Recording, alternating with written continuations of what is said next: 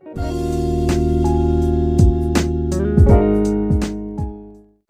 Friends, rasmalai সবাইকে welcome জানিয়ে নতুন পর্ব শুরু করছি।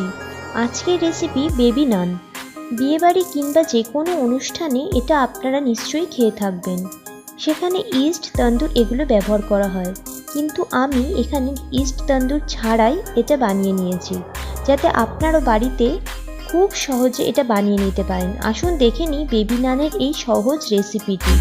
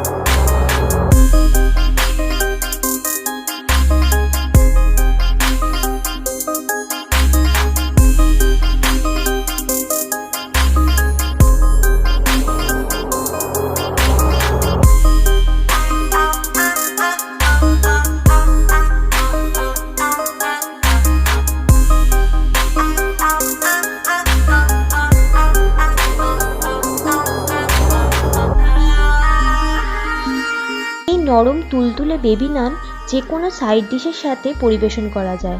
রান্নাটা কেমন লাগলো অবশ্যই কমেন্টে জানাবেন। আজকের মতো টাটা, ভালো থাকবেন।